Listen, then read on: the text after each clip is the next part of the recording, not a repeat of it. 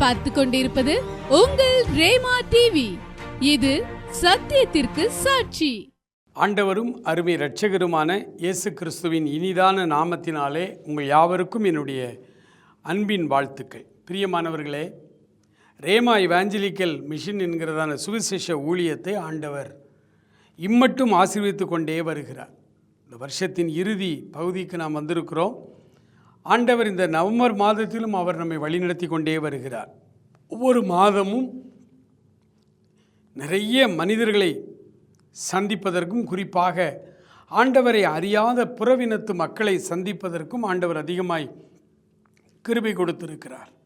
சத்தீஸ்கர் மாநிலத்திலே கொண்டா பகுதியிலே கோயா என்கிற ஆதிவாசி மக்களுக்கு நடுவிலே ஆண்டவர் கிருபையாய் ஊழியம் செய்ய நமக்கு அருமையான வாய்ப்புகளையும் வசதிகளையும் கொடுத்திருக்கிறார்.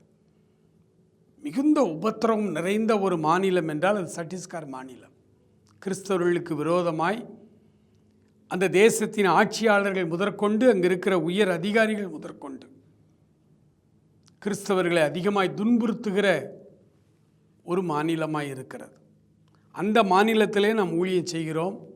அநேக ஆண்டவரை அறியாத பழங்குடியின மக்கள் இன்றைக்கு ஆண்டவரை ஏற்றுக்கொண்டு ஆண்டவருடைய அன்புக்குள்ளே வருகிறார்கள். ஒரு பக்கம் இப்படி நம்முடைய ஊழியங்கள் நடந்து கொண்டிருக்கிறது. அதே நேரத்தில் இன்றைக்கு வந்த ஒரு அருமையான செய்தி, அந்த 10 மாவட்டங்களிலே ஒரு அருமையான மாவட்டத்தில் பழங்குடியின மக்களை அச்சுறுத்தி மிரட்டி மறுபடியும் தாய் மதம் திரும்பும் நிகழ்ச்சி என்று நடத்துகிறார். உலகத்திலே தாய் மதம் என்பது கிறிஸ்தவ மதம். அது அவர்களுக்கு புரியலை. இந்த உலகத்தையே படைத்தவர் ஆண்டவராகிய இயேசு கிறிஸ்து. ஆகவே அவருடைய பிள்ளைகளாகிய நாம் மதத்தால், இனத்தால், மொழியால் பிரிந்து பிரிந்து வாழ்ந்து கொண்டிருக்கிறோம். மறுபடியும் நம்முடைய ரீகன்வர்ஷன் தான் கிறிஸ்தவராய் ஒரு மனிதன் மாறுவது. ஆண்டவருடைய வேதம் அப்படித்தான் நமக்கு சொல்லுகிறது. இப்படி ஒரு கொடுமையான காரியங்களை அனுபவித்து கொண்டிருக்கிற இந்த மாநிலத்திற்காக நீங்கள் அதிகமாய் ஜெபியுங்கள். நல்ல ஆட்சியாளர்கள் நமக்கு தேவை. அதற்காய் ஜெபம் பண்ணுங்க.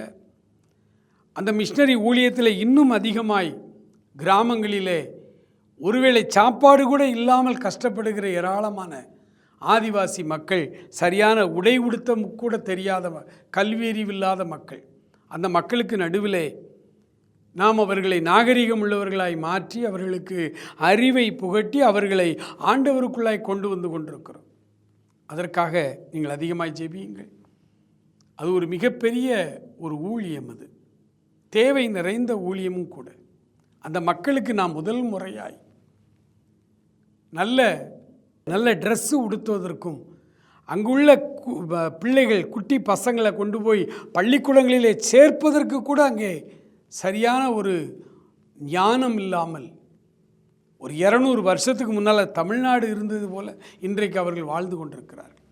இன்றைக்கி தமிழ்நாட்டில் மூலை முடுக்கெல்லாம் பள்ளிக்கூடங்கள், நல்ல கல்லூரிகள் எல்லாம் இருக்கிறது. இந்த ஊழியங்களுக்காக அதிகமாக ஜெபம் பண்ணுங்க. இந்த ஊழியங்களை குறித்து இன்னும் நீங்கள் அதிகமாக தெரிந்து கொள்ள வேண்டுமானால் நம்முடைய நிகழ்ச்சியிலே ஒவ்வொரு வாரமும் சனிக்கிழமை தோறும் மாலை 5 மணிக்கு மிஷனரி பணித்தளம் என்கிற தலைப்பிலே இந்த ஊழியங்களை குறித்து பேசி கொண்டிருக்கிறோம்.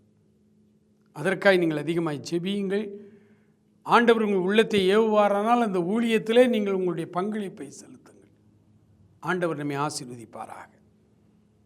இந்த நாளிலே நம்முடைய தியானத்திற்காக நாம் எடுத்துக்கொண்ட வேத வசனம் 2 பேதுருவின் புத்தகம் 1ஆம் அதிகாரம் 10வது வசனம். ரொம்ப ரொம்ப ரொம்ப முக்கியமான ஒரு வசனம். ஆகையால் சகோதரரே, உங்கள் அழைப்பையும் தெரிந்து கொள்ளுதலையும் உறுதியாக்கும்படி ஜாக்கிரதையாயிருங்கள்.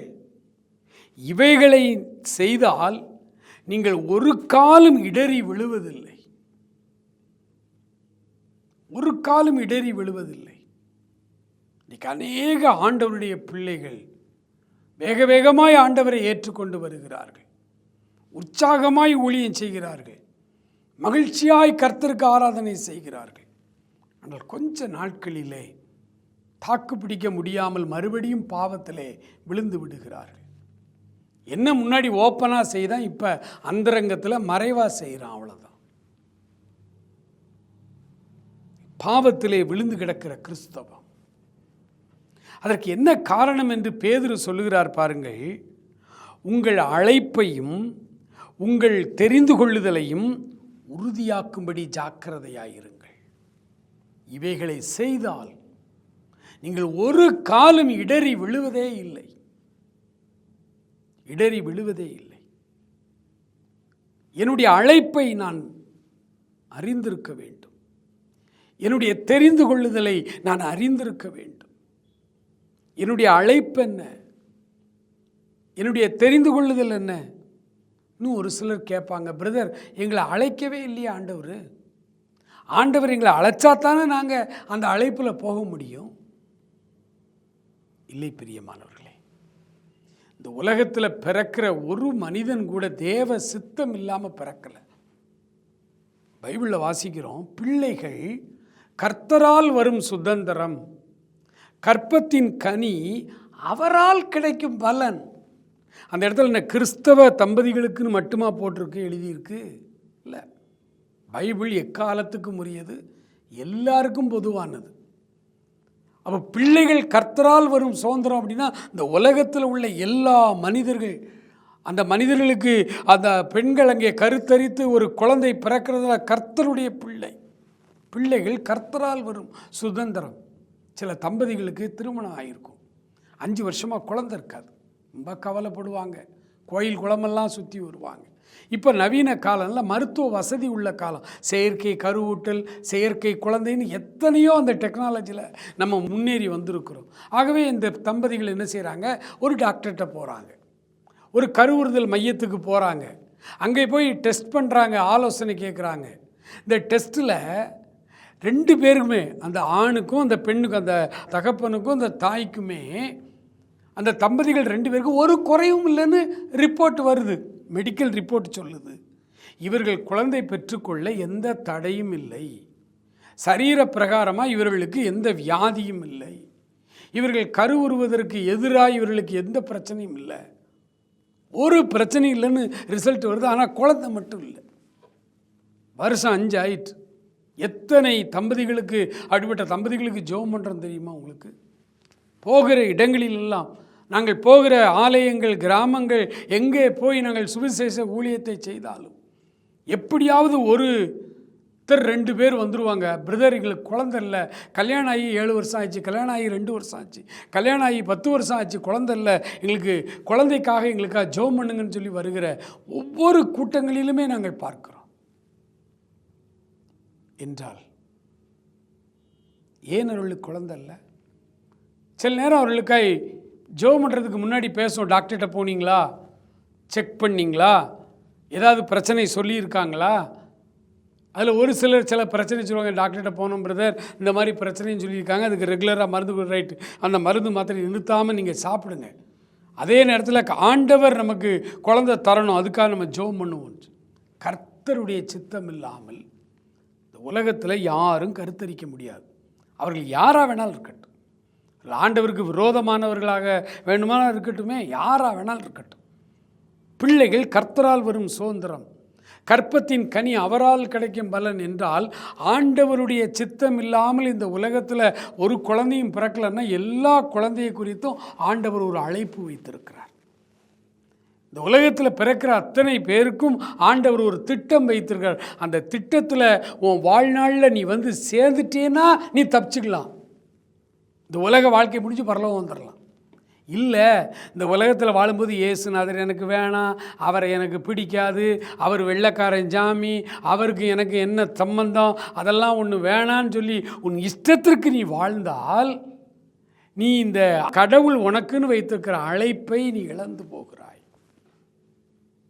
வாழ்வு முடிஞ்சு நீ எரி நரகத்துக்குத்தான் போக வேண்டும். அந்த அழைப்பிலே வந்துடணும், ஆண்டவரத்துடைய தெரிந்து கொள்ளுதலுக்கு நீங்கள் வந்துடணும், அந்த அழைப்புக்கு வந்து விட வேண்டும். அல்லது இந்த கிறிஸ்தவர்களாவது இந்த அழைப்பை தெரிஞ்சு வந்துடுறாங்களா? அதுலேயும் ரொம்ப பேர் வரலையே. அதனால தான் அவர் பேதுரு எழுதுகிறாரு, இந்த 10வது வசனத்தையும் 11வது வசனத்தையும் நான் மறுபடியும் வாசிக்கிறேன் பாருங்கள். ஆகையால் சகோதரரே, உங்கள் அழைப்பையும் தெரிந்து கொள்ளுதலையும் உறுதியாக்கும்படி ஜாக்கிரதையாயிருங்கள். இவைகளை நீங்கள் செய்தால் ஒரு காலும் இடறி விழுவதில்லை. 11வது வசனம், இவ்விதமாய் நம்முடைய கர்த்தரும் இரட்சகருமாகிய இயேசு கிறிஸ்துவினுடைய நித்திய ராஜ்யத்திற்கு உட்படும் பிரவேசம் உங்களுக்கு பரிபூரணமாய் அளிக்கப்படும். எனக்கு அருமையான சகோதரனே, சகோதரியே, அலட்சியமாய் வாழாதே, ஏனோ தானோ வென்று வாழாதே. வெந்ததை தின்போம், விதி வந்தால் சாவோம் என்று வாழ்வதல்ல மனித வாழ்க்கை. அவர் சொல்றாரு, இந்த அழைப்பையும் தெரிந்து கொள்ளுதலையும் நீ ஜாக்கிரதையாக்கினால்தான் இவ்விதமாய் நீ கர்த்தரும் இரட்சகருமாய் இயேசு கிறிஸ்துவோடு கூட நீ பரலோக ராஜ்யத்துக்குள்ளே போக முடியும். நித்திய ராஜ்யத்திற்கு பிரவேசம் உனக்கு பரிபூர்ணமாய் அளிக்கப்படும். தேவனுடைய ராஜ்யத்திற்குள்ளே நாம் நுழைந்து இந்த உலக வாழ்க்கையை, அர்த்தமுள்ள வாழ்க்கையை வாழ்ந்து இந்த வாழ்வை முடித்து ஆண்டவரோடு என்றென்றைக்கும் மகிழ்ச்சியான அந்த சொர்க்கலோக வாழ்வு, அந்த வாழ்வுக்குள்ளே நாம் வர வேண்டுமானால் பரிபூரணமாய் அந்த பிரவேசம், அந்த நுழைவு நமக்கு கிடைக்க வேண்டுமானால் அழைப்பு என்ன, தெரிந்து கொள்ளுதல் என்ன, அதை நான் அறிந்திருக்க வேண்டும். ரொம்ப வருஷத்துக்கு முன்னால் ஒரு அருமையான தம்பி, அவனுடைய மனைவி 2 பேரும் எங்கள் வீட்டுக்கு வந்தாங்க. சில ஆலோசனைகளை கேட்டு ஜெபிப்பதற்காக வந்தார்கள். அவர்களும் ஊழியம் செய்து கொண்டிருக்கிறார்கள். பல முறை நான் அவர்களுக்காக ஜெபித்திருக்கிறேன், ஆலோசனைகளை கொடுத்திருக்கிறேன். ஒரு நாள் அவர்கள் வந்து அதே போல் பேசி கொண்டிருந்த பொழுது என்னுடைய உள்ளத்திலே ஆண்டவர் சில காரியங்களை பேச ஆரம்பித்தார், உணர்த்தினார். அதன் அடிப்படையிலே அவர்களிடத்தில் சில கேள்வி கேட்டேன். பிரதர், ஆண்டவர் உங்களை எதற்கு அழைத்திருக்கிறார் என்று தெரியுமான்னு கேட்டேன். அவர் சொன்னார், நீங்கள் எதை பற்றி கேட்குறீங்க? நான் இன்னும் கொஞ்சம் ஆழமாக கேட்குறேன். என்ன விதமான ஊழியம் செய்ய வேண்டும் என்று கடவுள் உங்களை அழைத்திருக்கிறார் தெரியுமான்னு கேட்டேன். அவர் சொன்னார், தெரியாது.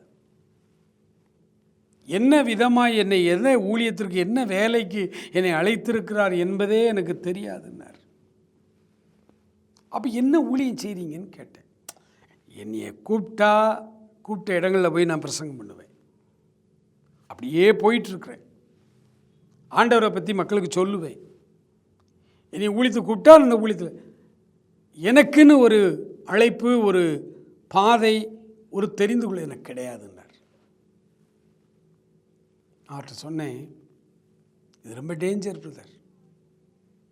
நோக்கம் இல்லாமல், ஒரு தெளிவு இல்லாமல் என்ன செய்கிறோம், எங்கே போகிறோம், எப்படி நம்ம வாழ்வு எப்படி போய்கொண்டிருக்கு, இதே தெரியாமல் நீ வாழ்ந்தால் உனக்கென்று ஆண்டவர் வைத்திருக்கிற அந்த பணியை, அந்த வேலையை எப்படி நீ செய்து முடிப்பாய்?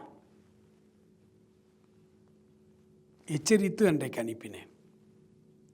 அன்னைக்கு போனவங்க தான் இன்னைக்கு வரைக்கும் வரல. எல்லாருமே வர்றவங்களுக்கெல்லாம் ஆசீர்வாதமாக பேசணும், அவங்க மனசு நோகாதபடி நீங்கள் செய்கிறது தான் கரெக்டு, நீங்கள் நன்றாக இருப்பீர்கள், ஆண்டவர் உங்களை ஆசீர்வதிப்பார், நீ பயப்படாதே, இப்படி தான் சொல்லணும்னு விரும்புகிறாங்க. இல்லை, ஆண்டவருடைய வார்த்தைகளை, சத்தியத்தை, பிரதர் நீங்கள் இப்படி இருக்கக்கூடாது, இப்படி இருக்கணும், நீங்கள் பண்ணுறது தவறுன்னு சொல்லி பாருங்களேன், ஒருத்தர் அப்புறம் உங்கள்கிட்ட வர மாட்டாங்க. பரவாயில்ல. அதுதான் பவுல் சொன்னார், சத்தியத்தை அறிவிப்பதினால் நான் சத்ருவானேனோ,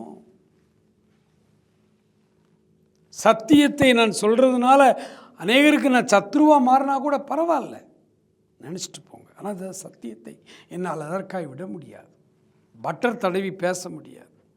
இங்கே அழகாக சொல்கிறார், சகோதரரே, உங்கள் அழைப்பையும் தெரிந்து கொள்ளுதலையும் உறுதியாக்கும்படி ஜாக்கிரதையாக இருங்கள். இவைகளை செய்தால் நீங்கள் ஒரு காலும் இடறி விழுவதில்லை. அப்போ என்னுடைய அழைப்பை நான் எப்படி தெரிந்து கொள்வது? அதற்கு தான் இந்த புஸ்தகம். எல்லாருக்கும் என்ன அழைப்பு அப்படின்னா, எபிரேயர் 3ஆம் அதிகாரம் 1 வசனம்தான் பரம அழைப்பு. இந்த அழைப்பையும் தெரிந்து கொள்வதையும் குறித்து பவுல் அப்போஸ்தலன் பிலிப்பியருக்கு எழுதின அந்த நிருபத்திலே 3ஆம் அதிகாரத்தில் 12, 13, 14 3 வசனங்களையும் உங்களுக்காக நான் வாசிக்கிறேன். நான் அடைந்தாயிற்று, முற்றிலும் தேறினவனானேன் என்று எண்ணாமல், கிறிஸ்து இயேசுவினால் நான் எதற்காய் பிடிக்கப்பட்டேனோ அதை நான் பிடித்து கொள்ளும்படி ஆசையாய் தொடர்கிறேன். சகோதரரே, அதை பிடித்து கொண்டேன் என்று நான் எண்ணுகிறதில்லை. ஒன்று செய்கிறேன், பின்னானவைகளை மறந்து முன்னானவைகளை நாடி கிறிஸ்து இயேசுவுக்குள் தேவன் அழைத்த பரம அழைப்பின் பந்தய பொருளுக்காக லக்கை நோக்கி தொடர்கிறேன். பவுல் அப்போஸ்தலனுக்கு ஒரு தெளிவு இருந்தது. நான் எதற்கு அழைக்கப்பட்டிருக்கிறேன், ஆண்டவர் எதற்கு என்னை பிடித்திருக்கிறார், நான் என்ன செய்ய வேண்டும், நான் என்ன செய்து கொண்டிருக்கிறேன், அதில் ஒரு தெளிவான ஒரு காரியத்தை பவுல் வைத்தார். அதனால தான் அவருடைய ஓட்டம், அவருடைய வாழ்க்கை ஜெயமாக இருந்தது. அவர் தன்னுடைய வாழ்வின் இறுதி கட்டத்தில் அவர் சொல்கிறாரு, நல்ல போராட்டத்தை போராடினேன், ஓட்டத்தை முடித்தேன், நித்திய ஜீவனை காத்துக்கொண்டேன், விசுவாசத்தை காத்துக்கொண்டேன், நித்திய ஜீவ கிரீடம் எனக்கு வைக்கப்பட்டிருக்கிறது.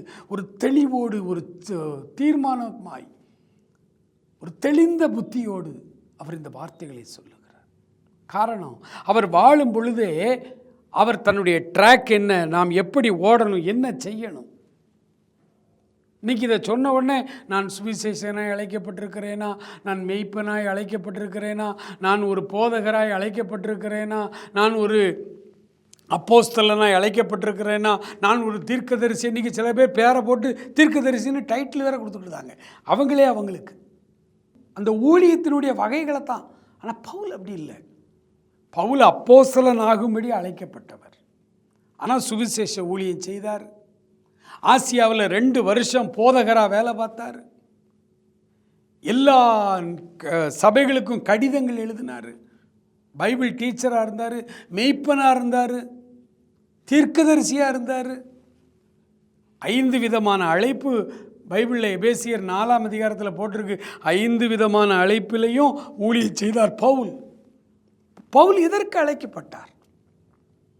அவர் தெளிவாக சொல்கிறாரு, நான் எதற்காய் பிடிக்கப்பட்டேன் என் ஆண்டவரால், அதை நான் பிடித்து கொள்ள வேண்டும். ஒரே ஒரு அழைப்பு, ஒரே ஒரு நோக்கம் தாங்க, பரம அழைப்பு. ஒரே ஒரு அழைப்பு தான் உங்களுக்கு. ஆண்டவர் உங்களை எதற்கு அழைத்திருக்கிறார், எதற்கு உங்களை பிடிச்சிருக்கார் தெரியுமா? நீங்கள் நித்திய ஜீவனை அடைந்து கொள்ளும்படி. அதே யோவான் 3:16 தான். தேவன் தம்முடைய ஒரே பேரான குமாரனை விசுவாசிக்காமல், தேவன் தம்முடைய ஒரே பேரான குமாரனை விசுவாசிக்கிறவன் எவனோ அவன் கெட்டு போகாமல். இன்னைக்கு ஆண்டவரையே விசுவாசிக்காத மக்கள் திரளா இருக்காங்க கிறிஸ்தவத்தில். தேவன் தம்முடைய ஒரே பேரான குமாரனை விசுவாசிக்கிறவன் எவனோ அவன் கெட்டு போகக்கூடாது. அவன் கெட்டு போகாமல் நித்திய ஜீவனை அடையும்படி அவரை தந்தருளி, இயேசு கிறிஸ்துவை இந்த உலகத்துக்கு தந்தருளி இவ்வளவாய் அன்பு கூர்ந்தார்.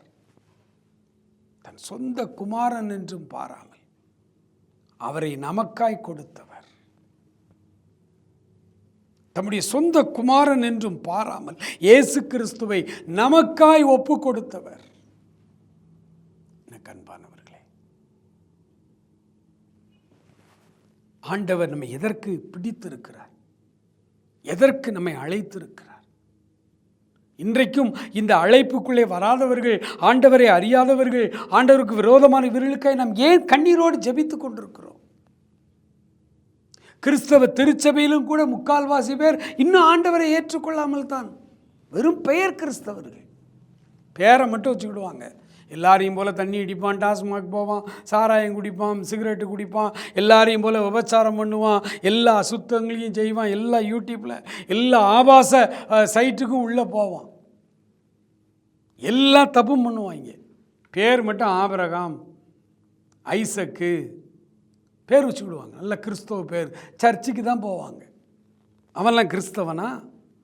கிறிஸ்தவ அப்பாவுக்கும் கிறிஸ்தவ அம்மாவுக்கும் பிறந்தவன்லாம் கிறிஸ்தவன் ஆயிடுவானா? அப்பா டாக்டர் தாங்க, ஹார்ட் சர்ஜன், எம்எஸ்ஸு. அப்பா, அம்மாவும் டாக்டர் அம்மா தான், அவங்களும் ஹார்ட் சர்ஜன் தான், எம்எஸ் படிச்சிருக்காங்க. அப்பாவும் டாக்டர் அம்மாவும் டாக்டருங்கிறதுனால பிறந்த பிள்ளைகள்லாம் டாக்டர் ஆகிருமா? அதெல்லாம் கத்தியை தூக்கிட்டு நானும் ஆப்ரேஷன் பண்ண வரேன்ட்டு போக முடியுமா? படிக்கணும்ல, 12th வரை படிக்கணும், நீட்டில் பாஸ் பண்ணணும், எம்பிபிஎஸ் படிக்கணும், அப்புறம் எம்எஸ்ஸில் சேரணும். அப்புறம் தானே அப்பா மாதிரி அம்மா மாதிரி நானும் டாக்டர்னு சொல்ல முடியும். கிறிஸ்தவ பெற்றோருக்கும் கிறிஸ்தவ அப்பாவுக்கும் அம்மாவுக்கும் பிறந்துட்டாக்கில் நீ கிறிஸ்தவன் ஆகிருவியா? அப்படி ஆகிதான் இன்றைக்கி சபை முழுசும் ஆள் இருக்காங்க. அடிதடி, எல்லா சண்டை எல்லாம் சர்ச்சுக்குள்ளே இருக்குது. எலெக்ஷன், அரசியல்வாதி சண்டை போடுறான், திமுக அண்ணா திமுக சண்டை போடலாம், சர்ச்சுக்குள்ளே நீ சண்டை போடலாமா? அதே மாதிரி 2 குழுவாக இருந்துக்கிட்டு அது எவ்வளவு பேர். அதாவது ஆண்டவராக இயேசு கிறிஸ்துவையே நீங்கள் ஏற்றுக்கொள்ள இன்னும் நீங்கள் ஆண்டவருடைய பிடிக்குள்ளே வரல.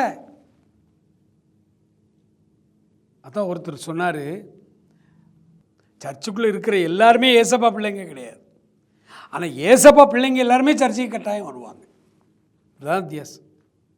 அதனால தான் அவர் சொல்கிறார், பவுல் சொல்கிறாரு, நான் அடைந்தாயிற்று, முற்றிலும் தேறினவன் ஆனேன் என்று என்னை குறித்து எண்ணாமல் கிறிஸ்து இயேசுவினால் நான் எதற்காய் பிடிக்கப்பட்டேனோ அதை நான் பிடித்து கொள்ளும்படிக்கு ஆசையாய் தொடருகிறேன். இந்த உலக வாழ்க்கை என்பதே ஆண்டவர் நம்மை நித்திய ஜீவனுக்காய் அழைத்திருக்கிறார். அந்த நித்திய ஜீவனை நாம் பெற்றுக்கொள்ள வேண்டும். அவருடைய சமூகத்தில் நம்மை அர்ப்பணிப்போமா? ஆண்டவரே, நான் முதலாவது நீர் என்னை எதற்கு அழைத்திருக்கிறீரோ அந்த பரம அழைப்புக்கு ஒப்பு கொடுக்கிறேன். மகா இரக்கம் உள்ள எங்கள் ஆண்டவரே, நன்றி நிறைந்த உள்ளத்தோடு உம்மை நாங்கள் துதிக்கிறோம், ஸ்தோத்திரிக்கிறோம். அப்பா தகப்பனே, உங்கள் கோடானு கோடி ஸ்தோத்திரம், ஸ்தோத்திரம், ஸ்தோத்திரம், ஸ்தோத்திரம். ஆண்டவரே, என்னுடைய அழைப்பையும் தெரிந்து கொள்ளுதலையும் நாங்கள் ஜாக்கிரதையாய் வைத்துக்கொள்ள உதவி செய்யும். எங்களை நீ பரம அழைப்புக்கு அழைத்திருக்கிறீரப்பா. அந்த அழைப்பிலே ஒரே சீராய் நாங்கள் செல்ல எங்களுக்கு உதவி செய்தீர்கள். நீங்கள் எங்களை எதற்காய் பிடித்திருக்கிறீரோ அதை நாங்கள் பிடித்து கொள்ளும்படிக்கு ஆசையாய் பின்தொடர எங்களுக்கு உதவி செய்யும். எங்கள் வாழ்நாள் முழுவதும் இந்த ஒரே சிந்தனை எங்களுக்குள்ளே இருக்க உதவி செய்யும். தொடர்ந்து எங்களை வழி நடத்தும் ஆசீர்வதியும். இயேசு கிறிஸ்துவின் நாமத்தில் ஜெபிக்கிறோம் எங்கள் அருமை பிதாவே. ஆமென், ஆமென்.